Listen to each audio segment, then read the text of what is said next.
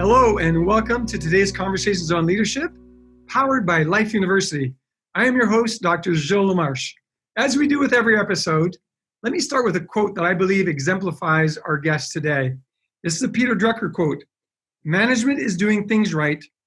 Leadership is doing the right things for the right reasons. And when you meet this gentleman, you'll know that this is a perfect quote that exemplifies our guest. His name is Dr. Josh Axe. He has an impact on health and wellness, literally, yes, across America, but around the globe. And we have no time to read any part of his bio or give you a long introduction other than saying, if you want to know more about him after this podcast, go to draxe.com. You'll get to learn all sorts of great things about our very special guest today. So welcome, Dr. Josh Axe. Hey, Gilles, thanks so much for having me. Excited anytime we get to chat. No, I appreciate you taking time. I know how busy you are building a great company, delivering great services across the globe. And the fact that you would take time to be part of this podcast, I'm honored to actually have you with me. I was chatting with you briefly before we started the recording, and I said I want to go down sort of a bit of a different line with this podcast because I also believe that you exemplify this statement. The first person that you must lead is you. And I've watched you shift, grow for just the last few years, but you exemplify that.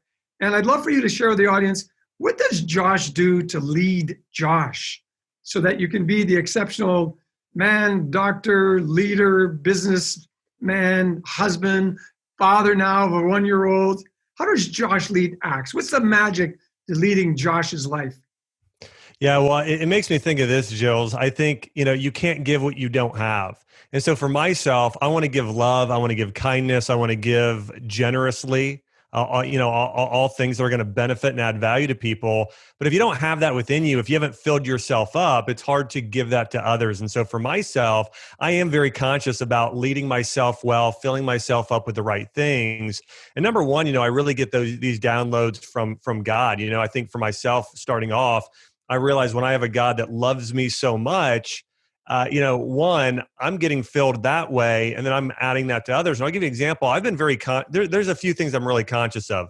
One is my daily habits. I literally believe that you become your habits over time. As Aristotle said, we are what we repeatedly do. And so if we are what we do, or if we are our habits, getting those daily habits in every single day is so crucial. And doing them for one day may not mean a lot, but you do those for 1 year, 5, 10 years, they really add up. And so there are certain things I do with my habits. And the second thing, which I'll talk about for a minute after I go through the others, is you become who you surround yourself with. I think your habits and your environment of those people you are around consistently, those are probably the two biggest things that really shape and change who we are as people, and also create more success in our business and our relationships and our personal lives.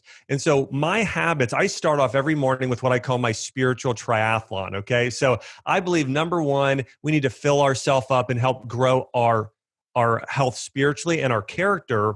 So my spiritual triathlon is I start off every morning connecting with God and saying what I'm grateful for. So I say, God, I am so thankful for my beautiful daughter who's 1 year old and she's healthy and happy. I'm so grateful for my, brilliant wife, Chelsea, who is just, iron sharpens iron for me. But we have, I love being around her. She's my best friend. And so I just go through and tell God all the things I'm so grateful for. And then I spend time reading. Okay. So I'll read the Bible or a personal growth book or a leadership book. I'm reading a book now by Jim Collins called Built to Last. I'm reading another spiritual growth book called Visioneering, which is actually about biblical leadership by Andy Stanley. So I spend time reading, and then I'll spend time in prayer and meditation. So I may read something even from the Bible. Let's say it's 1 Corinthians, in 13, getting into love is patient, love is kind, it does not envy, it does not boast. And then I'll meditate and I'll pray and I'll say, God, would you speak to me right now about this verse and how I can apply it to my life? And I'll think about, okay, was I not kind to somebody this week? Maybe there's a customer service rep and I just, I lost my, I started getting impatient, and I'll think about, okay, I don't want to do that again. I want to make sure every interaction I have is with loving kindness, and how can I love and be kind to Chelsea more this week and my business partners. And so it's that. And so I spend time in that meditation and prayer and asking God for, hey, things that I need, ways I want to partner with him. But it's really those three things.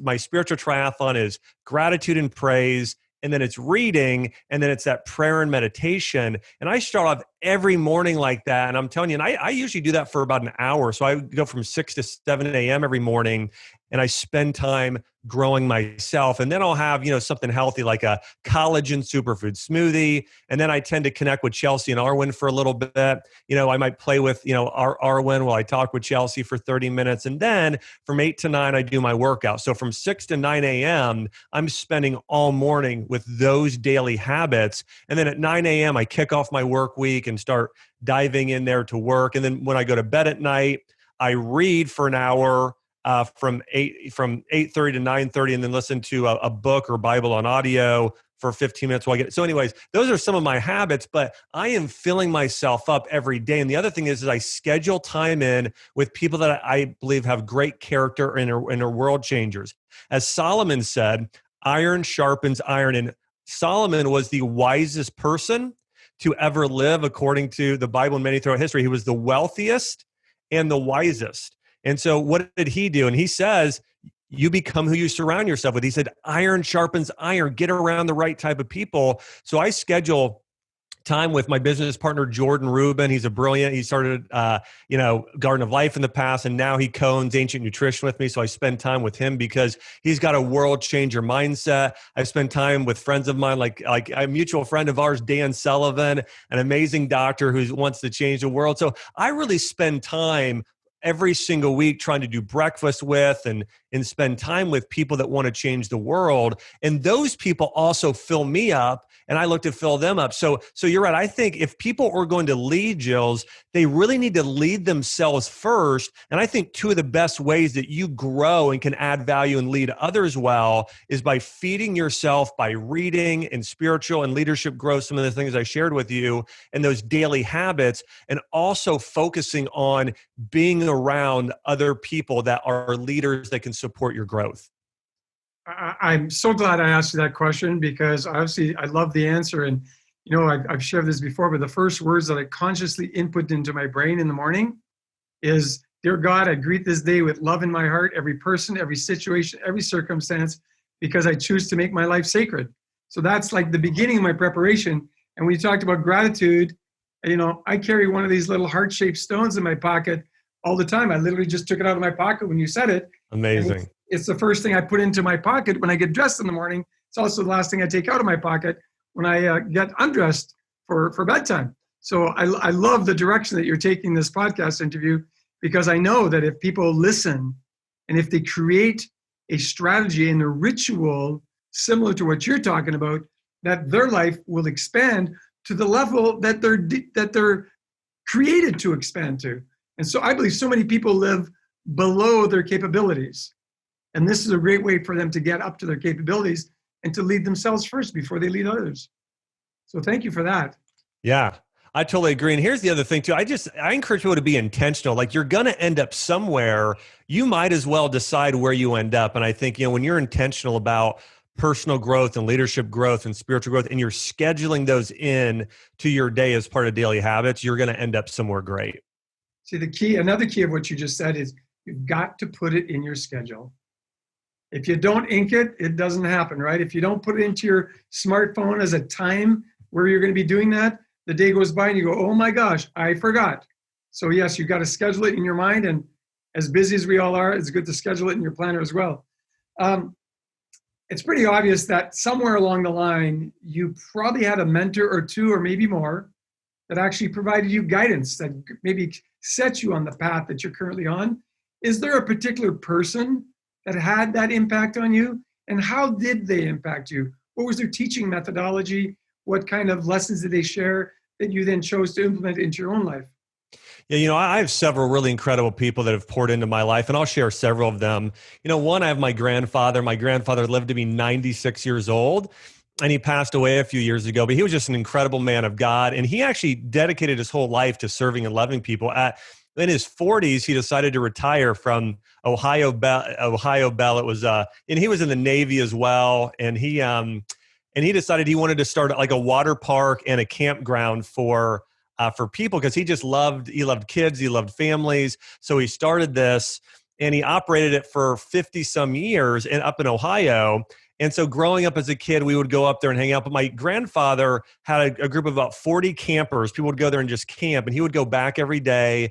And if somebody needed prayer, he would pray for them. If somebody needed food, he would give them food. If they maybe needed a free place to stay. So my grandfather just spent time serving these people. So I learned so much from him just by watching him. I had a dad who taught me a lot about discipline and just work ethic. So my dad had this thing when I was in high school where he just wanted to support us becoming more athletic. So before I came in from school every day, I had to do like a set of pull-ups and push-ups. And so, just things like that. My dad had all these little things like, hey, before you come inside, you got to do a set of pull-ups. So like he always taught us a lot about discipline and hard work. My dad, when I was a kid, when I was coming off of a field, I walked one time and he's like, listen, anything you do, you got to give 100%. He's like, run, don't walk.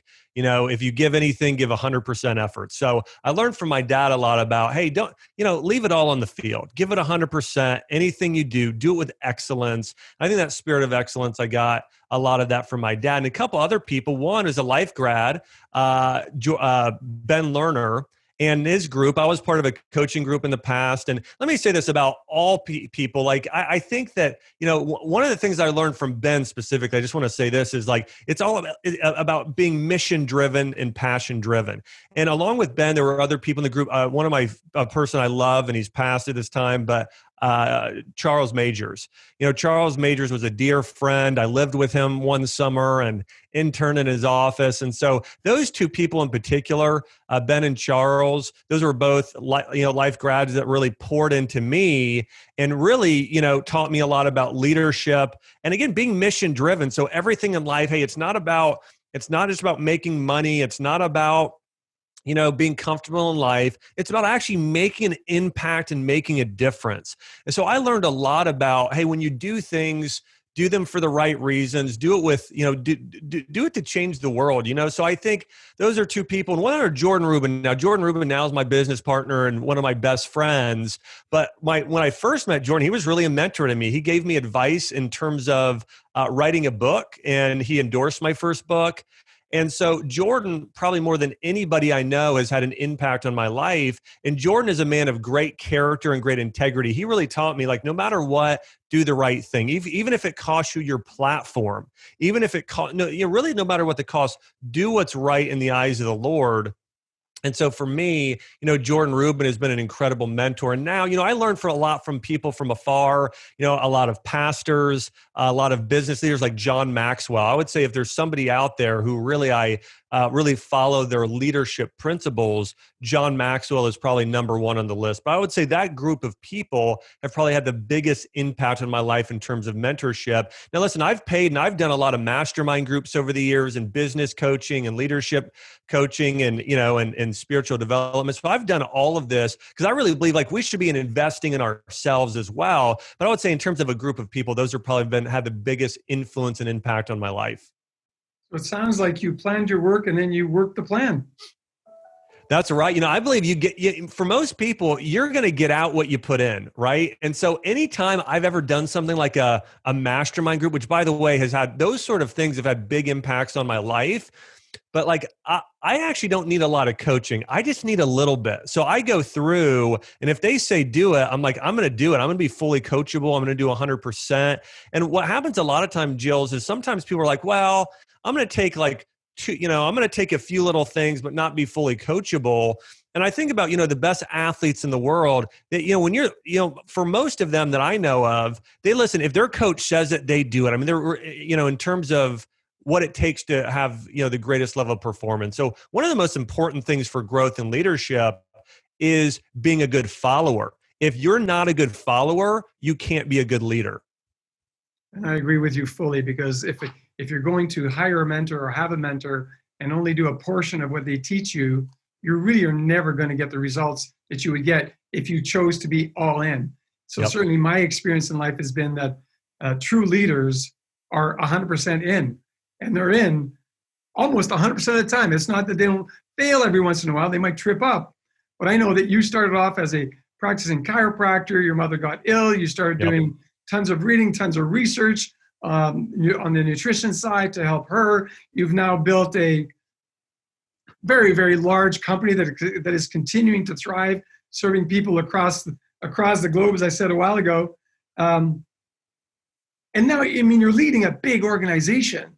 So what are the most important decisions that you make as a leader on a day-to-day basis with the team of people that you work with?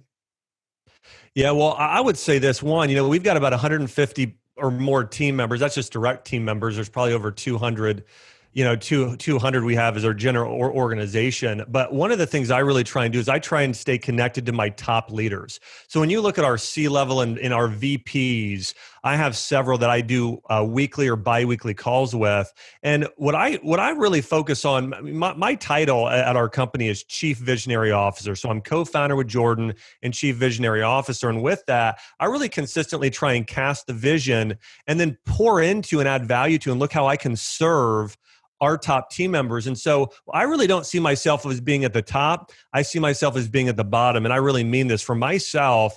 I really want to focus on servant leadership. How do I serve my team in the greatest capacity possible? And here's what that might look like. I've got a team member, Katie, who's just an incredible leader.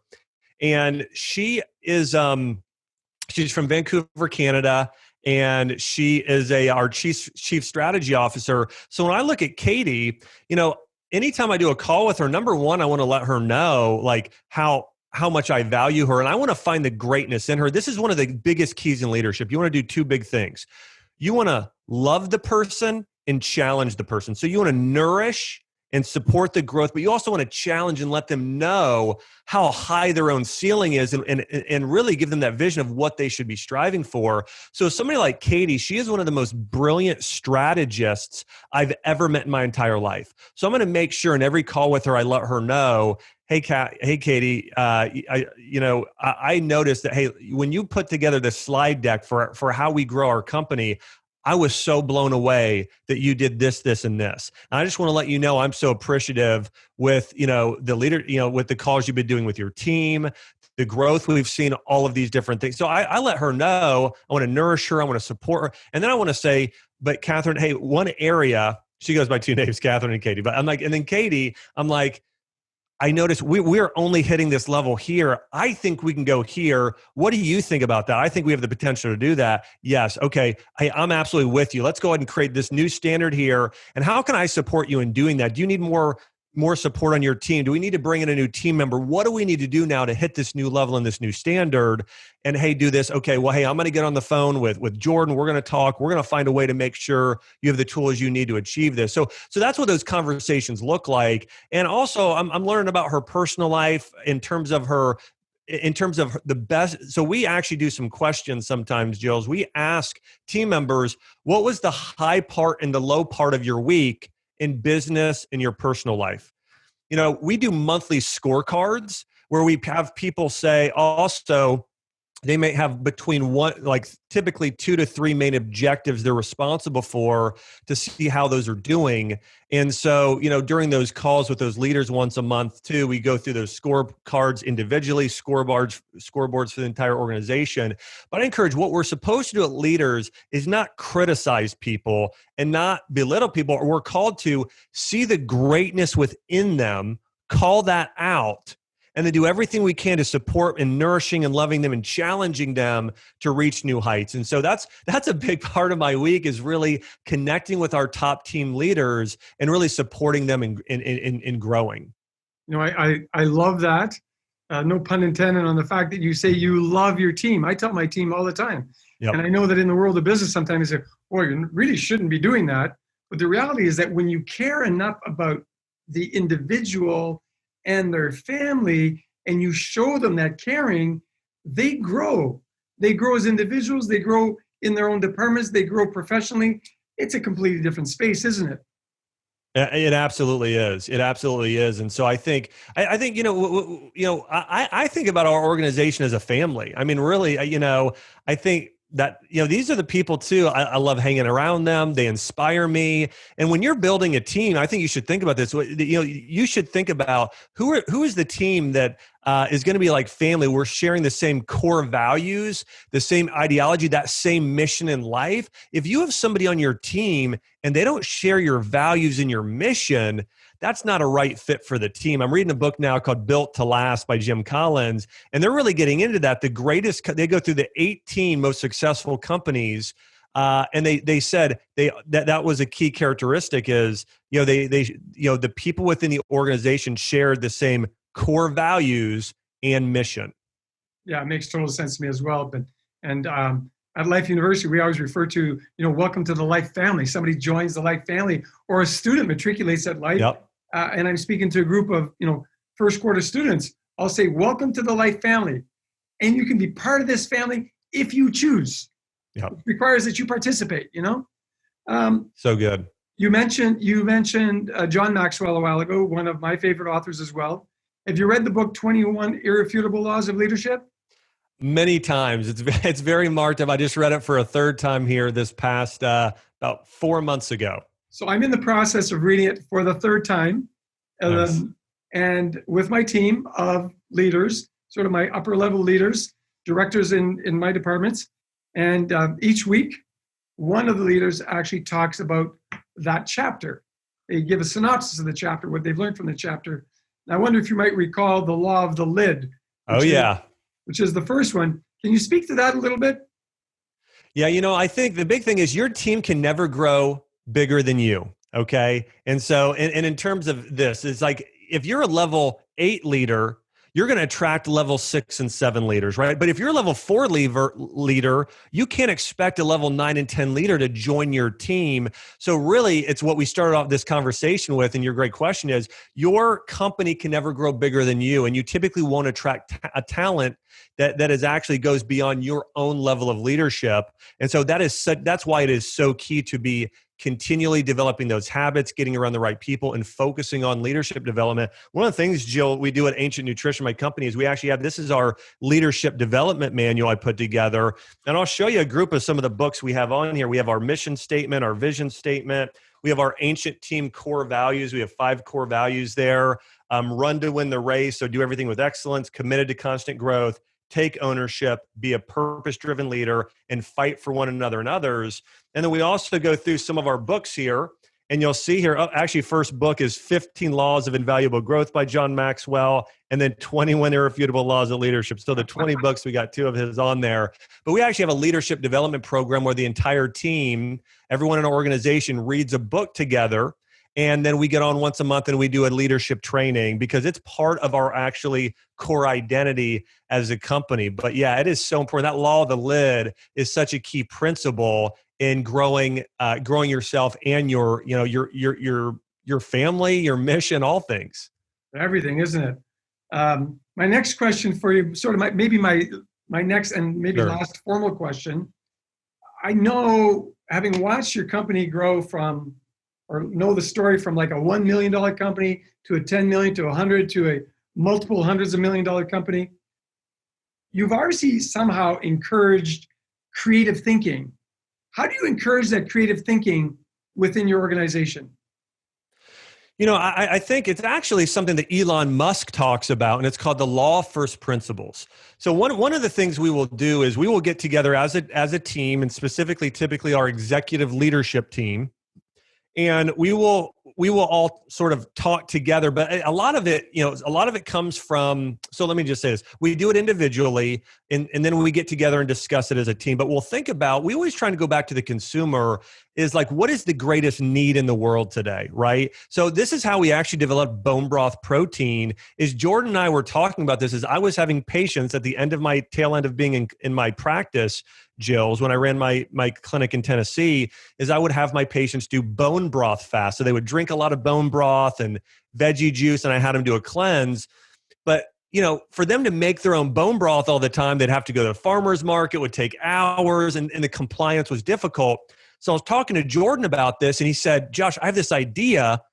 because we were about creating a bone broth powder. And I'm like, Jordan, that's the best idea you've ever had. So we created this product called bone broth protein, which is just bone broth in powder form. We just pull out the water is all we do. And so but we really, it all came to, what is a need? A need is people need to get bone broth easier. We want them to get it in their diet every day. So how could we get bone broth in their diet? And so boom, we came with that idea. But really, it's all about the consumer. It's like, how can we add value to people? Is there a more simple way, a more easy way to do it? And so we'll have brainstorms around how do we meet the needs of our consumer and add greater value to them. We've come first full circle from the beginning of this interview back to service, right? It's all about service. A quote I heard years ago from a gentleman who was receiving an award, an elderly gentleman. He said, do I really deserve this award? I would say probably not. I'm grateful to receive this award. He said, I learned from my papa years ago that service is the rent you pay for taking up space on the planet. Wow. I love that. That was such a profound quote. I was like, oh my gosh, that is so true. So full circle, all the way around to service. To maybe end with the last question, because I know that you've spent time, energy, money, effort to develop your own leadership skills. And now I know that you lead a group and help people develop their leadership skills through a mastermind process, through a leadership development program. Can you speak to that a little bit and let our audience know what might be available for them if that's something they're looking for? Yeah, so myself, Dr. Dave Toohill, and Dr. Dan Sullivan, I know you know Dr. Dan very well. We lead it's called Infinite Leaders, so it's a mastermind group. And so I put together a group of people that I coach who really want to change the world with me. And I'm very much aligned like that, Jill's like you are. This is why I love connecting with you, is I want to be around other world changers, and I want to help them grow their business and grow in leadership. And so if people want to check it out, they could probably just search Dr. Axe Infinite Leaders or Dr. Axe Mastermind, and you can find info online. And we take applications and do events 4 times a year. This is a group of people we've seen doubling and tripling their businesses in terms of whether it's a chiropractic office or online business or whatever it is. So people could check that out online. Just search Dr. Axe Mastermind. But I really do believe mastermind groups and getting coaching from people that do what you want to do is so critical to success. Well, thanks for taking time out with us today. I know that the audience that's listening in will certainly get a lot of benefits from hearing what you had to say. Any closing comments for our audience? Well, I would say this, remember those 2 big things. Number 1, if you want to grow, you have to spend time growing yourself. So follow that, develop those healthy personal habits. Do the spiritual triathlon, read and grow in the morning, but spend time doing that spiritual triathlon.